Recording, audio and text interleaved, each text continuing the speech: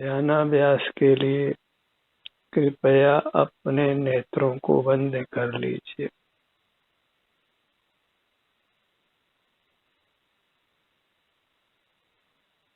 ध्यानाभ्यास का ये प्राथमिक और अनिवार्य कदम है। इसके बिना ध्यानाभ्यास प्रारंभ नहीं होता।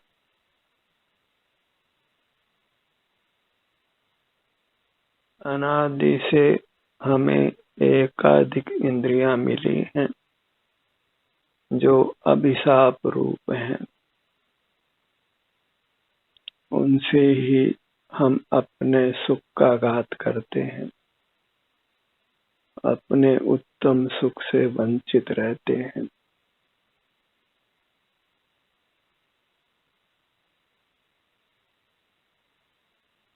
अनादि की इस व्यवस्था को ही हमने परास्त करना है। इंद्रियों के होते हुए इंद्रियों को उपयोग में नहीं लेना है और इसके लिए नेत्रों को बंद रखना है। तभी आप अपने से युक्त रहकर अपने उत्तम सुख को भोग सकते हैं। इस भयानक संसार से अपने को पार कर सकते हैं। बहिर्मुखता में दुखों का कोई पार नहीं है।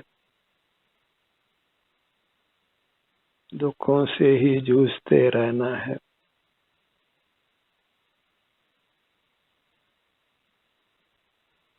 अपनी शीतल छाया में आइए, सुखद छाया में, अपनी चिन्ह मूर्त की छाया में,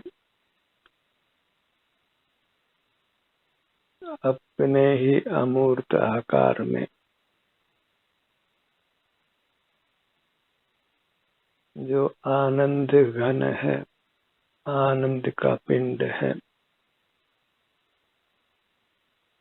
अपने अमूर्त का ही आनंद घन है।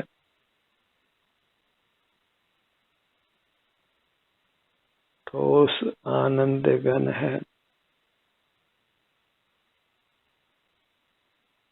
इससे विमुख रहने से ही ये आनंद तरल गरल होता है, दुख रूप होता है। अंतर्मुख होकर हमें इसे पुनः आनंद घन रूप बनाना है।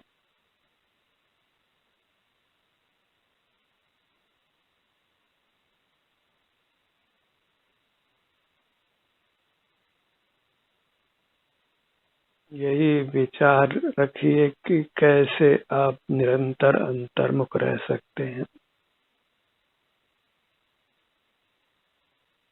यही चिंतन करना योग्य है। हर परिस्थिति जो हमको बहिर्मुख करती है, बहिर्मुख रखती है, उस परिस्थिति से हमें अपने आप को बचाना है। बाहर में सुख नहीं ढूंढना है, क्योंकि बाहर सुख नहीं है। बाहर दुखों की भीषण मार है।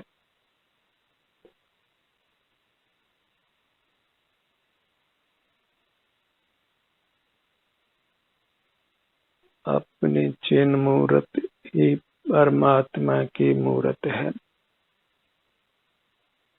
किसी अन्य परमात्मा के स्मरण से कुछ लाभ नहीं।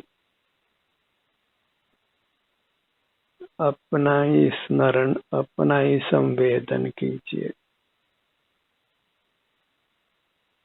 पर परमात्मा से सुख की आशा करना वृथा है, अनर्थकारी भी है। आज तक किसी को परमात्मा से,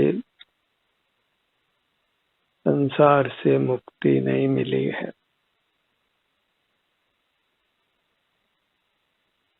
हम संसार में ही बने हुए हैं।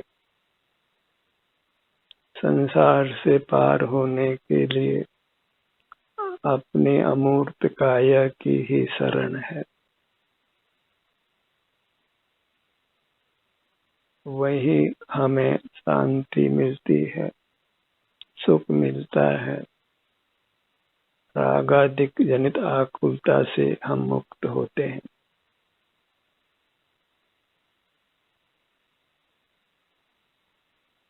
बहिर्मुख रहकर हम नाना प्रकार के कर्मों से बंधते हैं और नाना प्रकार के दुखों को भोगते हैं। कुछ अपने पर दया नहीं आती है।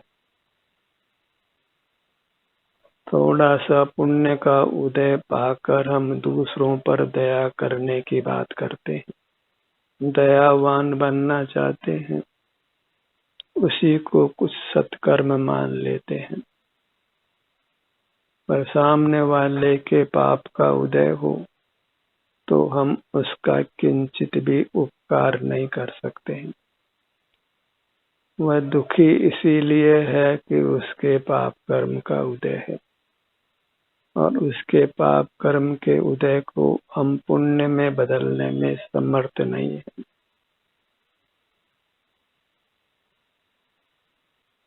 परोपकार का विकल्प छोड़कर अपना उपकार कीजिए। उत्तमा स्वात्म चिंता, पर चिंता अधमा अधमा। मैं पर को सुखी करता हूँ, दुखी करता हूँ, यह मिथ्या चिंतन है, क्योंकि सर्व जीव अपने परिणाम के फल को ही भोगते हैं, दूसरे के परिणाम को नहीं। करे कोई भोगे कोई, यह संभव नहीं है। कोई पाप करे हम उसे सुख का अनुभव करा दें, यह संभव नहीं है। बाहर से विराम लीजिए, अपने पर दया कीजिए, अपना उपकार कीजिए। जीव का स्वभाव सामाजिक रहना नहीं है। जो शुद्ध हो गए हैं वो परमात्मा किसी समाज में नहीं रहते हैं। एकाकी ही अपने सुख का अनुभव करते हैं। उन्हें स्वतः ही अपने सुख का अनुभव होता है, क्योंकि उन्होंने जगत से अपने नेत्र मूंदे हैं, सारा व्यवहार छोड़ा है। पराश्रय का नाम ही व्यवहार है और वही दुख है। व्यवहार कुशल नहीं बनकर व्यवहार अकुशल बनिए, तभी आप अपना हित कर सकते हैं। व्यवहार कुशल बनकर आप लोग से वाहवाही लूट सकते हैं, पर अपने सुख का ही आप घात करते हैं। लोक संज्ञा में रहना अच्छा नहीं है। लोग क्या कहेंगे, यह एक ध्रुव कांटा है। लोग मोक्ष मार्ग को नहीं जानता है, उससे कुछ भी अपने अच्छेपन की अपेक्षा मत रखिए, उनसे विमुख ही रहिए। आपका अनुभव कर ही सुखी होता है।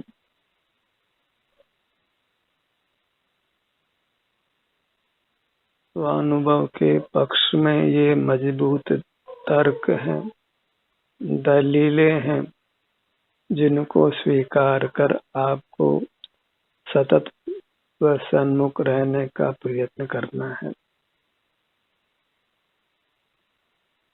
शिथिलता अच्छी नहीं है।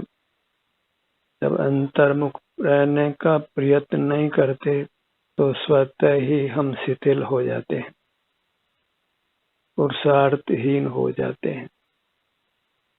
शिथिल ही होना है तो अंतर्मुख होकर हो जाइए। फिर वहां कुछ भी चेष्टा करने की आवश्यकता नहीं है। आराम से रहिए, पूर्ण विश्राम पाइए। कुछ भी थकावट नहीं है, फिर कुछ भी निद्रा की आवश्यकता नहीं है।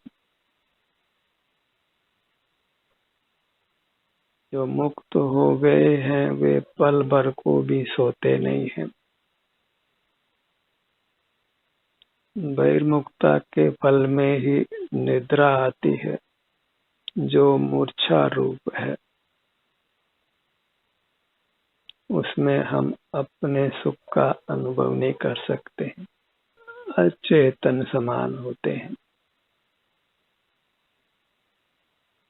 आपने कितना मोक्ष मार्ग तय किया है, इसकी अपनी निद्रा से ही परीक्षा कीजिए।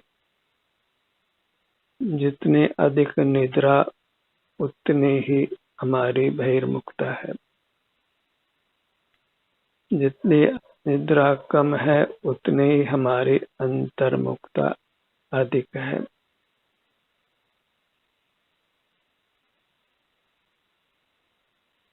स्वानुभव सहित रहिए, सदा जागृत रहिए, सदा अपने चिदानंद को भोगिए, जहाँ कुछ भी रोग शोक नहीं है, विषय भोग नहीं है, रागादिक जनित दोष नहीं है।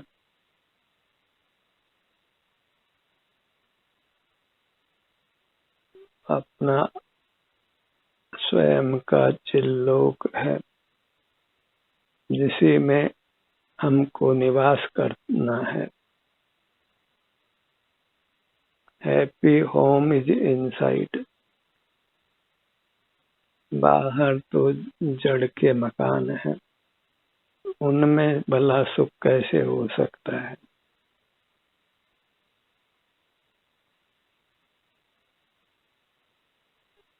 ये अपनी अमूर्त काया ही उत्तम भवन है, उसी की भावना भाई। आत्म भवन भावता जीव लहे केवल सुख रे। यह अपनी अमूर्त काया ही अपना सुखद भवन है, जो अमूल्य है। बाहर के भवन का तो आर्थिक मूल्य होता है और अर्थ में सुख नहीं है। हमारे अमूर्त भवन का पारलौकिक मूल्य है। आनंद का सेवन ही उसका मूल्य है।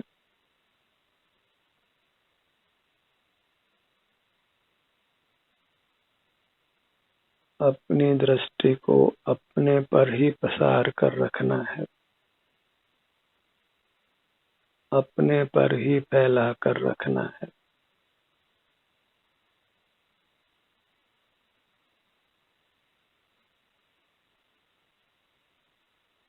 आनंद भोगते हुए ही रहना है। आयु पूरी कर उत्तम गति में ही जाना है। फिर अल्पाधिक भावों में परमात्मा पद को पा लेना है।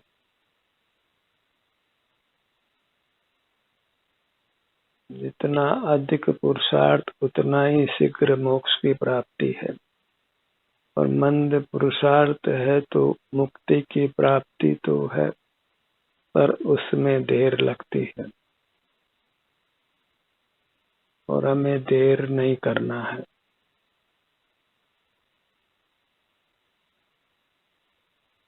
अपनी मूरत ही प्यारी मूरत है,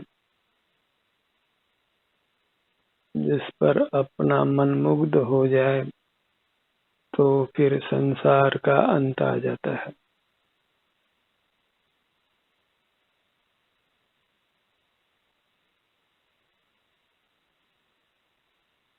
अपनी मूरत ही परमात्मा की मूरत है।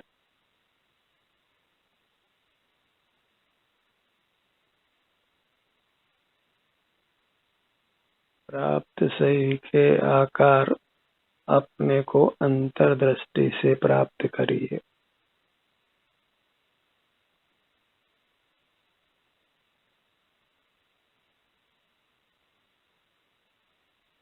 ये अपनी मूर्त जो शरीर के आकार में है वह अत्यंत पवित्र है,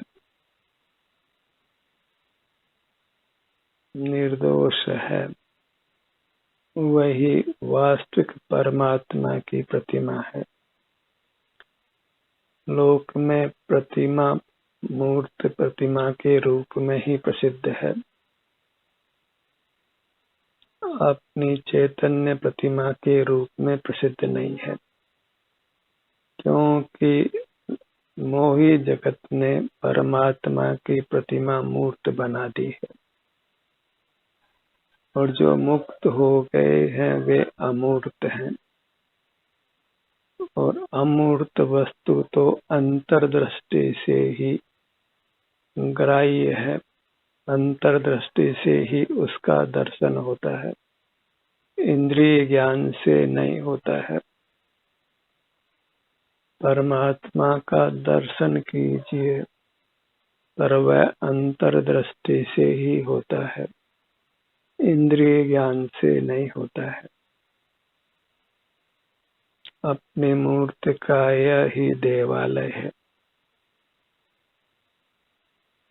उसी में उसी के बराबर अपने परमात्मा की प्रतिमा है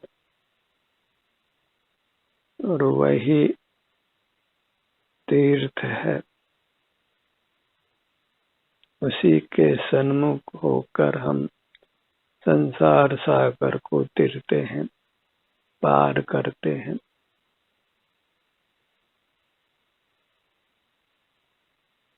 जब अंतर्मुख होते हैं तो आपका ध्यान इसी में विचरण करता है,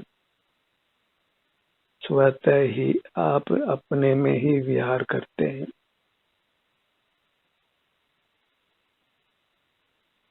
इस सत्र में मुझको सुनना गौण रखिए, अंतर में विहार करना ही मुख्य रखिए, अपना ही संवेदन करते हुए रहिए।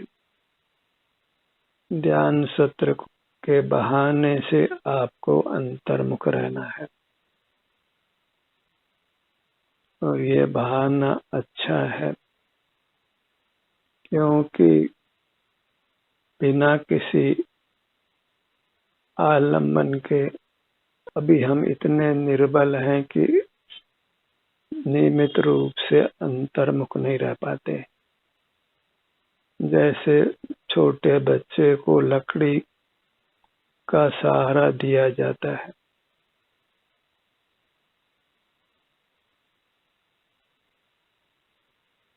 ऐसे ही यह ध्यान सत्र एक सहारा मात्र है।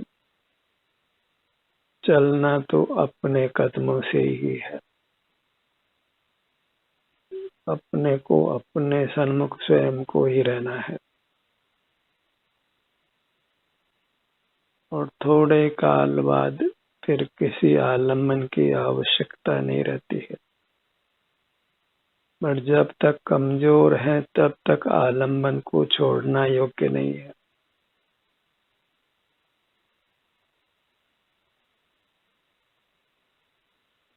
निर्बल होकर भी जो आलम्बन को छोड़ देते हैं वे फिर चल नहीं पाते हैं, मोक्ष मार्ग में उनकी गति नहीं होती है।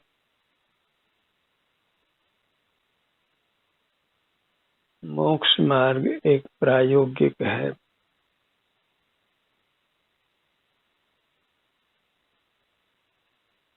अनुभव से ही इसमें गमन होता है। स्वानुभव जैसे भी बढ़ता जाए वह काम करना है, भले प्राथमिक अवस्था में उसके लिए हमें कुछ आलम्बन लेना पड़े, तो उसमें कुछ दोष नहीं है। अपने ध्यान को अपने सिर के भाग पर लाइए,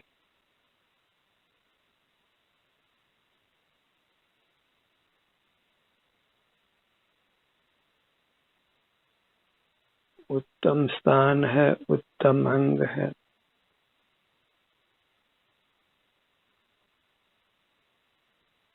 इसी पर मुकुट पहनाया जाता है।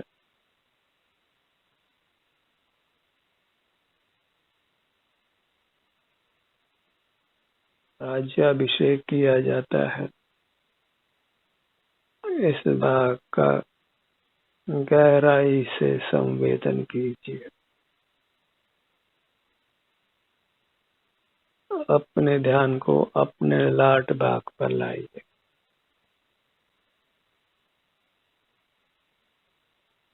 यह भी एक उत्तम अंग है। इसी पर तिलक लगाकर किसी का आदर किया जाता है।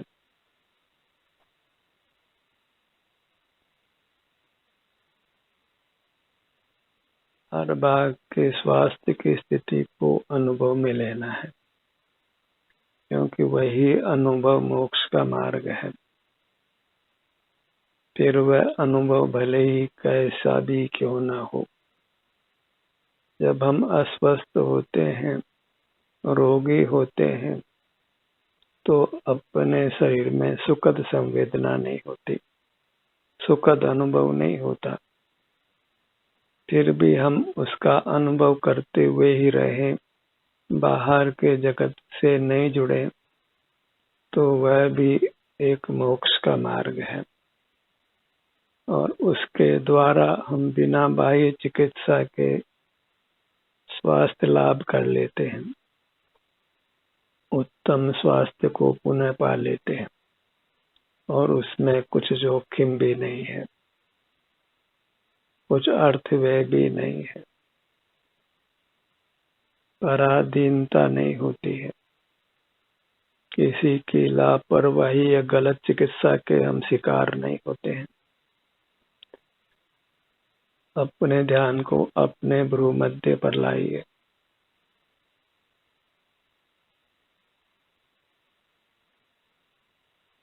इस स्थान को शिव का तीसरा नेत्र कहते हैं।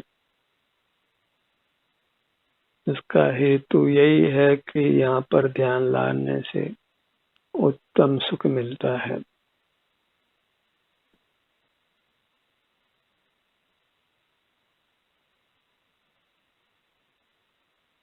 ध्यान का फल सुख की ही प्राप्ति है, दुखों से मुक्ति है, जन्म मरण से मुक्ति है, परमात्मा होकर अनंत काल फिर सुख को ही भोगना है। थोड़ा प्रयत्न और अनंत काल का सुख, थोड़ा प्रयत्न फिर अनंत काल का सुख, अनंत काल का उत्तम सुख। इससे अधिक ध्यान का लाभ और क्या हो सकता है। और बाहर में तो कोई धन कमाने के लिए निकले तो यह भी संभव है कि अपनी मूल पूंजी को ही गंवा दे, और कोई जीव आपके धन को देकर आपको लूट सकता है, मार भी सकता है। बहिर्मुखता में जोखिम ही जोखिम है। अपने ध्यान को अपने दोनों नेत्रों पर लाइए।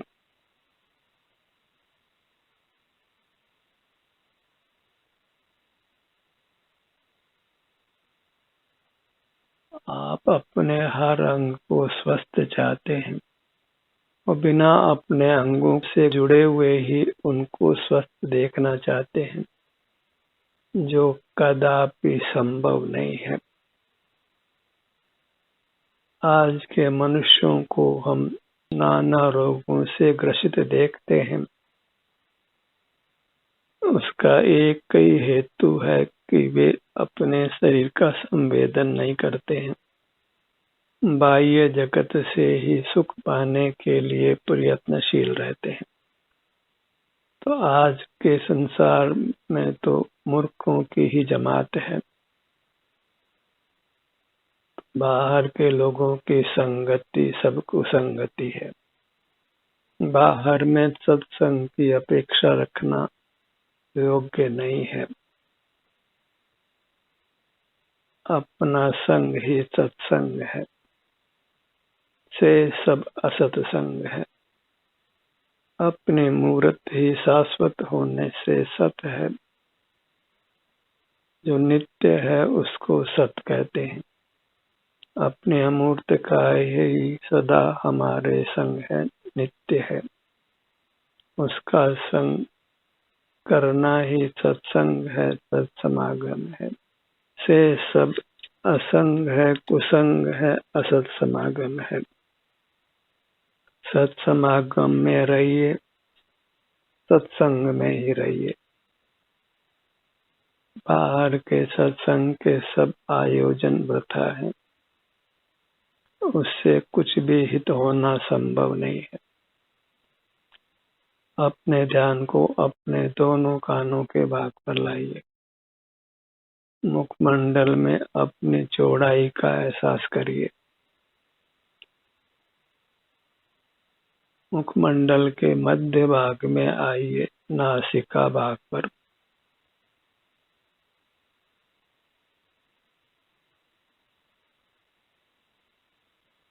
अपने मुख भाग पर आइए, दोनों होठों के स्थान पर।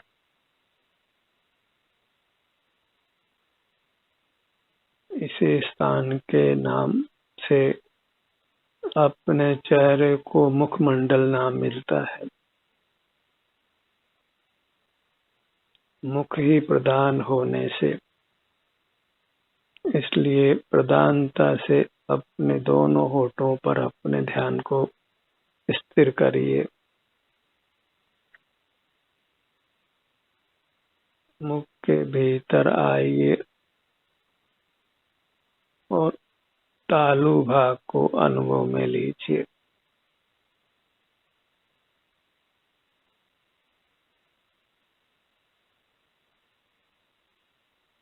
इस भाग की भी विशेष मुख्यता है।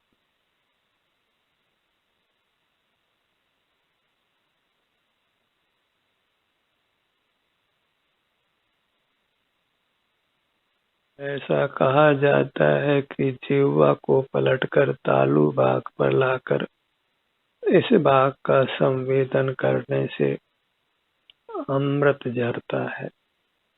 उसका रसपान करके हम स्वस्थ हो जाते हैं, स्वस्थ रहते हैं। अपने पूरे मुखमंडल को लक्ष्य में लीजिए।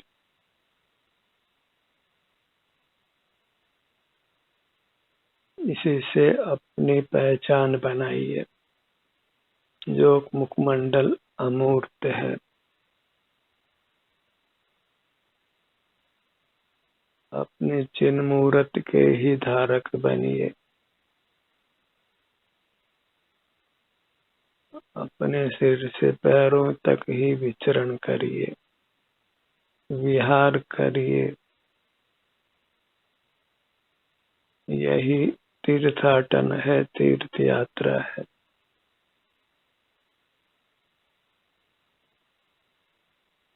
ध्यान का सत्र यहीं समाप्त होता है। आपकी सहभागिता के लिए धन्यवाद।